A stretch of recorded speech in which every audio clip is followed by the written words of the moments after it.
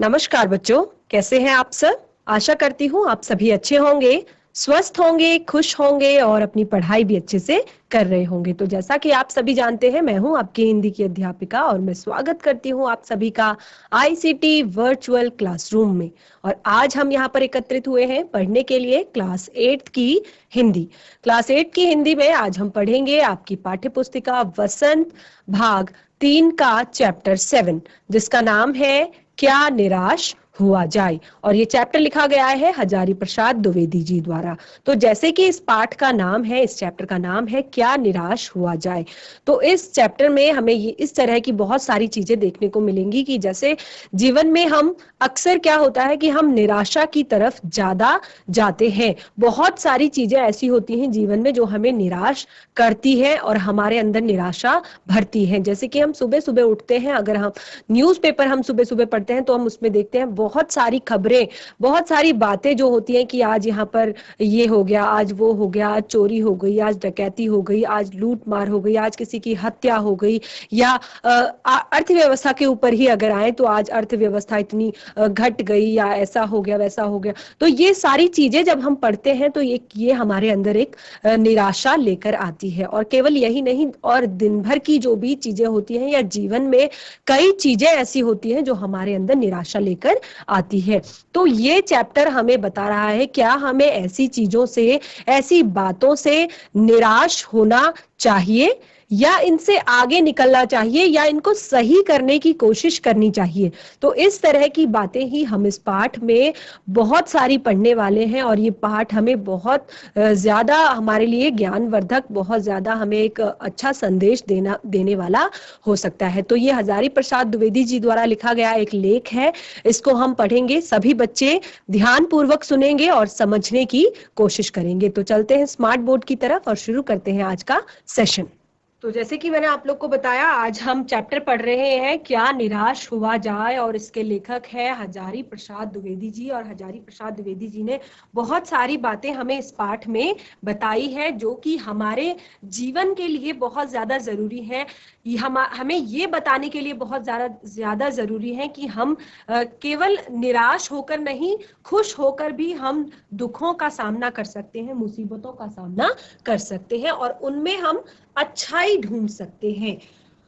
हर किसी जैसे कोई भी नेगेटिव चीज है, कोई भी नेगेटिव पॉइंट है, उसको हमें उसी को हमें टारगेट करके अपने जीवन को नहीं जीना है, बल्कि उसमें भी हमें कि हम इसको किस तरह से ठीक कर सकते हैं, किस तरह से इसको अच्छा बना सकते हैं, ये हमें अपने जीवन में इस तरह की बातों से सीखना है। तो शुरू करते हैं चैप्टर। मेरा मन कभी कभी बैठ जाता है समाचार पत्रों में ठगी, डकैती, चोरी, तस्करी और भ्रष्टाचार के समाचारों से भरे रहते हैं। तो यहाँ पर लेखक कहते हैं कि मेरा मन कभी कभी बैठ सा जाता है, अर्थात बहुत ज्यादा दुखी सा हो जाता है कि जब मैं पढ़ता हूँ अक्सर, क्योंकि ये सारी चीजें हमें कोई बोलता नहीं है, हम न्यूज देखते हैं, समाचार पत्र पढ़ते हैं, तो इन सारी चीजों से हमें ये बातें पता चलती हैं। तो हम जब देखते हैं कि समाज में इतनी ज्यादा ठगी, डकैती, चोरी, तस्करी और भ्रष्टाचार के मामले हमारे समाज में आ रहे हैं, तो इससे हम बहुत ज्यादा दुखी और निराश हो जाते हैं। हमें लगता है कि जीवन जो है वो बिल्कुल समाप्ति की ओर है, जीवन में कुछ अच्छा नहीं हो रहा है, तो हम बहुत ज्यादा निराश हो जाते हैं। और आरोप प्रत्यारोप का कुछ ऐसा वातावरण बन गया है कि लगता है देश में कोई ईमानदार आदमी ही नहीं रह गया है।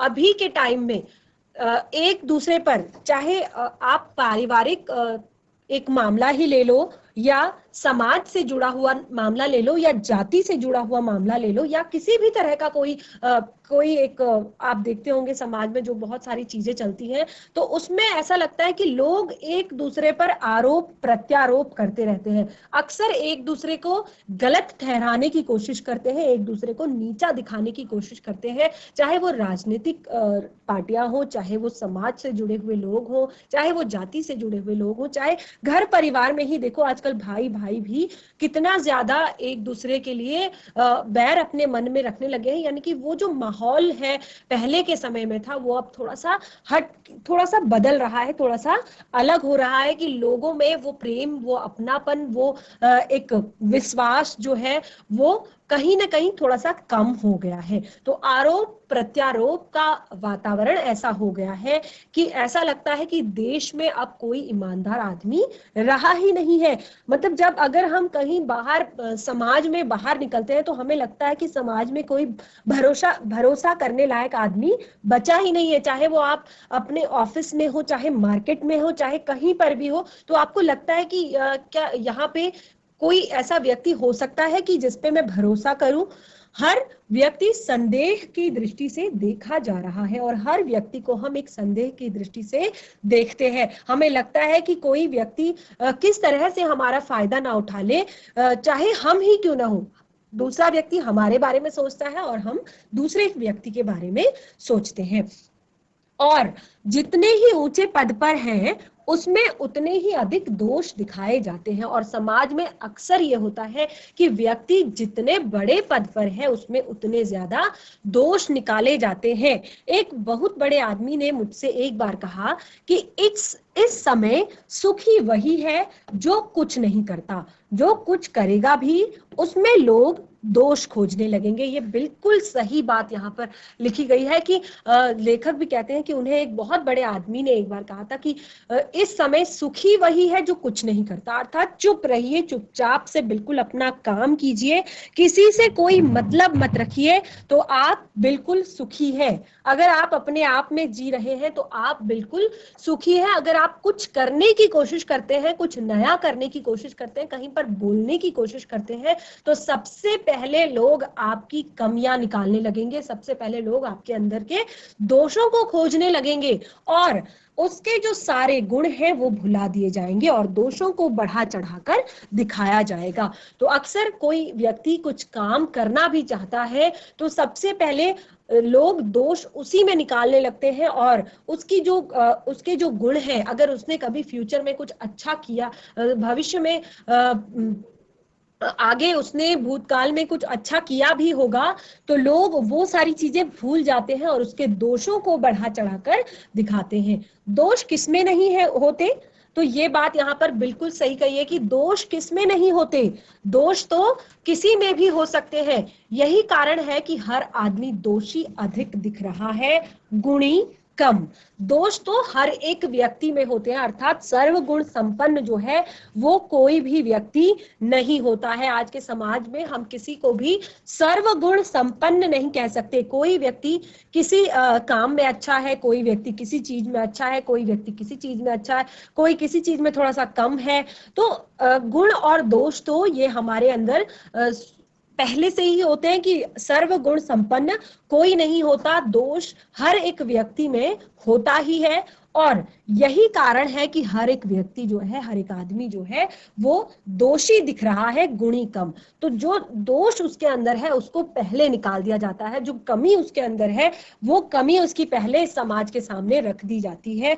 तो इसीलिए हर व्यक्ति केवल और केवल दोषी ही दिखाई देता है, गुणी कम। अगर आप कहीं समाज में है या किसी ऑफिस में है, अगर कोई ऐसा व्यक्ति है जो सच बोलने वाला है, जो कभी भी झूठ नहीं बोलता या जिसे बेईमानी पसंद नहीं है, जिसे इस तरह की चीजें पसंद नहीं है, कि भ्रष्टाचार पसंद नहीं है, तो अगर ऐसा व्यक्ति कहीं पर है और उसे कुछ गलत होता हुआ दिखाई देता है तो जब वो बोलने लगता है सामने तो सब लोग उसे ही गलत ठहराते हैं, उसी की ही कमियां निकालने लगते हैं। तो इसी कारण ऐसा लगता है कि यहाँ पर गुणी लोग कम है या फिर बिल्कुल नहीं है। तो आजकल हमें लगता है कि समाज में अब गुणी लोग है ही नहीं या फिर बहुत कम बचे हुए हैं। स्थिति अगर ऐसी है तो निश्चय ही यह चिंता का विषय है। अगर ऐसी स्थिति बन गई है तो निश्चय ही यह चिंता का विषय हो सकता है। क्या यही भारतवर्ष है? यहाँ पर एक प्रश्न लेखक ने किया है, क्या यही भारतवर्ष है?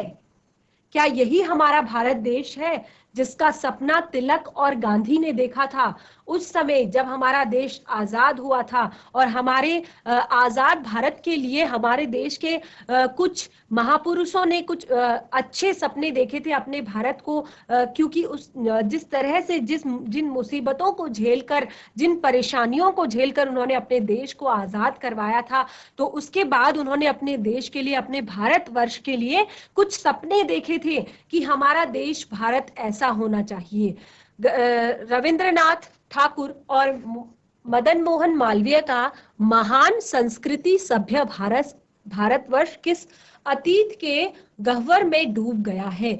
जो रविंद्रनाथ ठाकुर और मदन मोहन मालवीय जी ने देखा हुआ जो सपना है कि सांस्कृतिक सभ्य भारत बने, हमारा जो भारत है वो संस्कृति से सभ्य भारत बने, तो ये भारत किसी अतीत के किसी गहरे गड्ढे में डूब गया है। आर्य और द्रविड़, हिंदू और मुसलमान, यूरोपीय और भारतीय आदर्शों की मिलन भूमि, मानव महासमुद्र क्या सूख ही गया है? क्या ऐसा हो गया है कि जो आर्य और द्रविड़ का, हिंदू और मुस्लिमों का, यूरोपीय और भारतीय आदर्शों का जो मिलन हमारे देश में था, वो मानव महासमुद्र अर्थात मानवों का महासमुद्र अर्थात मनुष्यों का महासमुद्र क्या सूख गया है? मेरा मन कहता है ऐसा नहीं हो सकता। लेखक कहते हैं कि मेरा मन कह रहा है कि ऐसा नहीं हो सकता। हमारे महान मनुष्यों के सपनों का भारत और भारत है और रहेगा। जो हमारा भारत है वो हमारे महान मनुष्यों का अर्थात जो महापुरुष हमारे देश में रहे हैं उनके सपनों का ये भारत है, और ये हमेशा और हमेशा ऐसा ही रहना चाहिए। यह सही है कि इन दिनों कुछ ऐसा माहौल बना है कि ईमानदारी से मेहनत करके जीविका चलाने वाले निरीह और भोले भाले श्रमजीवी पिस रहे हैं। तो ये बिल्कुल सच बात यहाँ पर लिखी गई है कि आज के समय में जो व्यक्ति ईमानदारी से, मेहनत से जीविका उपार्जन करना चाहता है तो उसको कहीं ना कहीं बिल्कुल नीचे दबा दिया जाता है। वो कहीं समाज की इस भीड़ में दब रहे हैं और झूठ तथा फरेब का रोजगार करने वाले फल फूल रहे हैं। ईमानदारी को मूर्खता का पर्याय समझा जाने लगा है। जो व्यक्ति सच्चा है, जो व्यक्ति कम बोलता है, जो व्यक्ति ईमानदार है, जो व्यक्ति ईमानदारी से अपने पैसे कमाना चाहता है, उसको मूर्ख समझा जाने लगा है, क्योंकि वो चार लोगों के सामने बात नहीं करना चाहता, वो झूठ नहीं बोलना चाहता, वो फरेब नहीं करना चाहता, वो किसी के साथ विश्वासघात नहीं करना चाहता, वो किसी को धोखा नहीं देना चाहता। तो ऐसे व्यक्ति, ऐसे सीधे साधे व्यक्ति को मूर्ख समझा जाने लगा है कि ये तो मूर्ख है, ये समाज में कुछ नहीं कर सकता। सच्चाई केवल भीरू और बेबस लोगों के हिस्से ही पड़ी है। ऐसी स्थिति में जीवन के महान मूल्यों के बारे में लोगों की आस्था हिलने लगी है। आज की स्थिति को देखकर जीवन के जो महान मूल्य हैं, अर्थात अगर हम अपने बच्चों को नैतिक मूल्य सिखाएं भी, अगर हम अपने बच्चों को नैतिकता सिखाएं भी, अगर हम अपने बच्चों को अपनी संस्कृति के बारे में सिखाएं भी, तो कहाँ तक वो समझने की कोशिश करेंगे इसे, क्योंकि उन्हें लगेगा कि समाज तो झूठ से चलता है, बेईमानी से चलता है और धोखेबाजी से चलता है। तो वो कहाँ तक इन मूल्यों को समझने की कोशिश करेंगे, कहाँ तक इन मूल्यों के बारे में अपनी आस्था बनाए रखेंगे। तो आस्था का हिलना और समाज में लोगों की प्रति जो नजरिया है वो बदलना, ये तो स्वाभाविक सा हो गया है अब। तो यहाँ पर एक बहुत बड़ी हमारे देश के लिए एक चुनौती है कि अब इस टाइम में हम अपनी संस्कृति और अपनी सभ्यता को कैसे बचाएं, अपने नैतिक मूल्यों को कैसे बचाएं, अपने आने वाली पीढ़ी तक उनको कैसे पहुंचाएं और कैसे स्थिर बनाकर रखें कि वो सालों साल वो आने वाली पीढ़ी तक हमारे भारतवर्ष को इसी तरह अच्छा अच्छे भारत का जो एक सपना देखा था, जो एक प्यारे भारत का आदर्शों से युक्त भारत का जो सपना देखा था, उसे कैसे पूरा करें। भारतवर्ष ने कभी भी भौतिक वस्तुओं के संग्रह को अधिक महत्व नहीं दिया।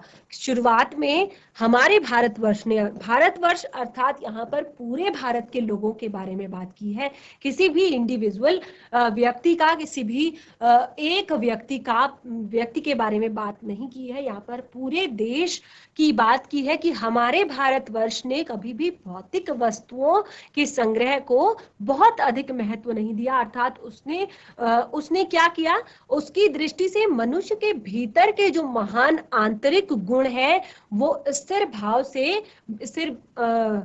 से बैठा हुआ है और वही चरम और परम है। ये चीज हम कह सकते हैं कि पहले के समय में हमारे भारत में जो ज्यादातर भौतिक वस्तुओं का जो संग्रह था, इंसान का जो लालच था वो बहुत ज्यादा नहीं था, बहुत कम था, और सब लोग अपने जो आंतरिक गुण है उनको ही परम मानते थे। इंसान को उसके गुणों से बड़ा माना जाता था, इंसान को उसके व्यवहार से बड़ा माना जाता था। लेकिन आज के समय में ये तस्वीर हमें बदलती हुई दिखाई दे रही है। हमें बड़ा इंसान, समाज का अच्छा इंसान, समाज का महत्वपूर्ण व्यक्ति वही मालूम होता है जो भौतिक संसाधनों से युक्त है, भौतिक वस्तुओं से युक्त है, जिसके पास बहुत बड़ी गाड़ी है, बहुत बड़ा घर है, बहुत ज्यादा पैसे हैं, वही हमें एक अच्छा व्यक्ति लगता है। लेकिन पहले के समय में इतना ज्यादा ये सारी चीजें नहीं हुआ करती थी, यानी कि हमारा जो भारतवर्ष था वो इन सब चीजों के संग्रह को अधिक महत्व नहीं देता था, और वो वहां पर गुण जो है, वो मनुष्य के जो गुण है वही स्थिर भाव से बैठे हुए थे और चरम और परम थे। लोभ, मोह, काम, क्रोध आदि विचार मनुष्यों में स्वाभाविक रूप से विद्यमान रहते हैं, और ये सारी चीजें, लोभ, मोह, काम, क्रोध आदि विचार, ये जो विचार है ये हर मनुष्य में स्वाभाविक रूप से विद्यमान रहते हैं, हर व्यक्ति के अंदर रहते हैं। जो मनुष्य इस पृथ्वी पर आया है उसके अंदर ये सारे गुण हैं, पर उन्हें प्रधान शक्ति मान लेना और अपने मन तथा बुद्धि को उन्हीं के इशारों पर छोड़ देना एक बहुत बुरा आचरण है। अगर हम केवल और केवल अपने मन को और अपनी बुद्धि को अपने लोभ, मोह, काम, क्रोध के पीछे अगर चला दें, उसी के इशारे पर हमारे दिमाग और हमारा मन काम करने लगे, तो ये बहुत बुरा आचरण हो सकता है। क्योंकि लोभ जो है वो मनुष्य को डुबा देता है, मोह जो है वो भी मनुष्य को डुबा देता है, काम और क्रोध तो मनुष्य के लिए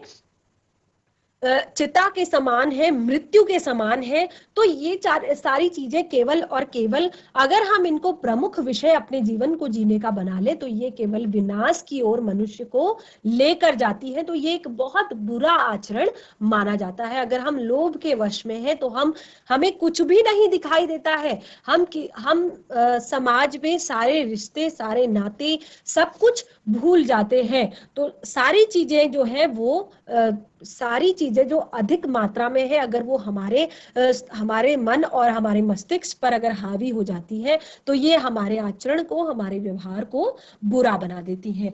भारतवर्ष ने कभी भी उन्हें उचित नहीं माना है, और भारतवर्ष इन सारी चीजों को कभी भी उचित नहीं मानता है कि आप केवल और केवल लोभ, मोह और काम, क्रोध के वश में होकर अपने जीवन को जिए। उन्हें सदा संयम के बंधन से बांध कर रखने का प्रयत्न किया है। हमारे भारतवर्ष ने इन सारी चीजों को हमेशा संयम के बंधन से बांध कर रखने का प्रयास किया है, परंतु भूख की उपेक्षा नहीं की जा सकती, परंतु भूख की किसी के साथ उपेक्षा नहीं की जा सकती है। बीमार के लिए दवा की उपेक्षा नहीं की जा सकती है। गुमराह को ठीक रास्ते पर ले जाने के लिए उपायों की उपेक्षा नहीं की जा सकती है।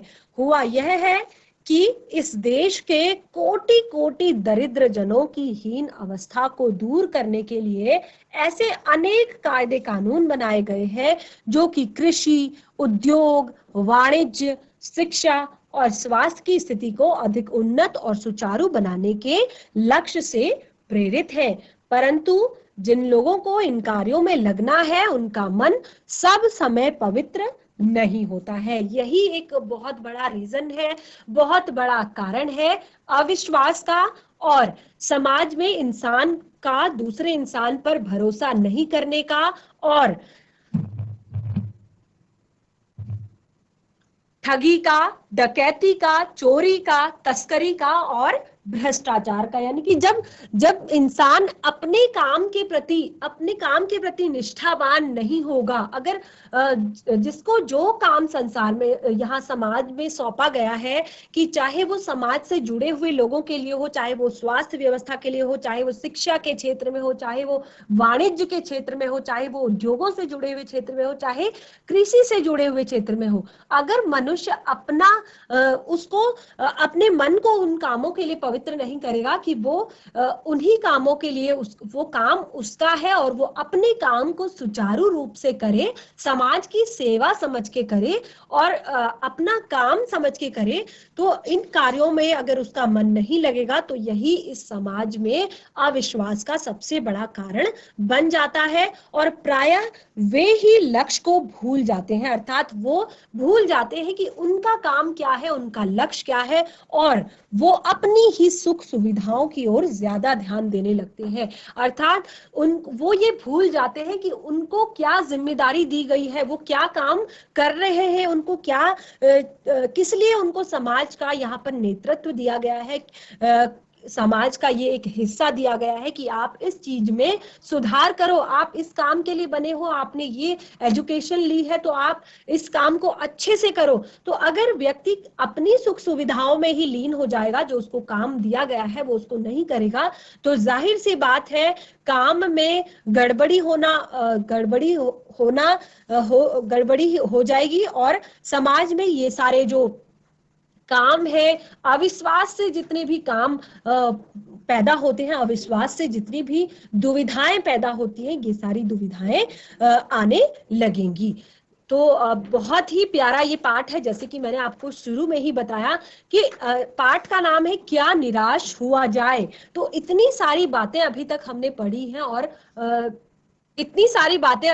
और हमने इसमें जाना कि जब इतनी सारी चीजें समाज में होती है तो क्यों ना इंसान निराश होगा, क्यों वो निराश नहीं होगा जब उसे दिखेगा कि कोई भी काम जो है वो ठीक तरीके से नहीं हो रहा है, और अक्सर आए दिन उसे नई नई चीजें, नए नए विश्वासघात, नए नए भ्रष्टाचार, नए नए अपराध, नई नई चीजें जब उसको समाज में सुनाई देंगी तो वो उसका निराश होना आवश्यक है, निराश वो हो सकता है। लेकिन पाठ का नाम है कि क्यों निराश हुआ जाए या क्या निराश हुआ जाए, अर्थात क्या आपको निराश होने की आवश्यकता है। तो जैसे कि मैंने आपको बताया कि हमें इन चीजों में सुधार करना है, हम इस निराशा को दूर करके इसमें सुधार लाने की कोशिश कर सकते हैं, ना कि इससे निराश होने की। तो बच्चों, आज का जो पाठ है हमारा, ये हमें बहुत ही अच्छी शिक्षा देने वाला है, बहुत सारी अच्छी बातें ये पाठ हमें बताने वाला है। तो इस पाठ का जो शेष भाग है उसे हम अपने अगले सेशन में कंप्लीट करेंगे। आप इस पाठ को एक बार घर में पढ़िए, बहुत ही अच्छी बातें, बहुत ही इंटरेस्टिंग ये चैप्टर आगे हमारा होने वाला है। और अभी तक आपने देखा कि इस पाठ में हमने क्या क्या पढ़ा, कि समाज में जिस तरह से हम देखते हैं कि लोग अपने काम के प्रति लापरवाही बरतते हैं, अपने काम को अपनी जिम्मेदारी ना समझकर अपनी सुख सुविधाओं में ही लीन रहते हैं और उसी के लिए केवल अपने स्वार्थ के बारे में सोचते हैं, और इसी कारण समाज में इतनी सारी चीजें, इतने सारे भ्रष्टाचार, इतने सारे अत्याचार और इतनी सारी जो परेशानियां पैदा होती है, एक अविश्वास पैदा होता है, यही कारण है। अगर मनुष्य अपने काम को अगर ठीक से करने लग जाए, सारे मनुष्य अगर अपनी जिम्मेदारी को समझे, तो समाज में बहुत सारी चीजें ठीक हो सकती है और हम निराशा से बच सकते हैं। तो इस पाठ को कंटिन्यू करेंगे, अगले सेशन में मिलेंगे नए सेशन में। तब तक के लिए धन्यवाद, आपका दिन शुभ हो।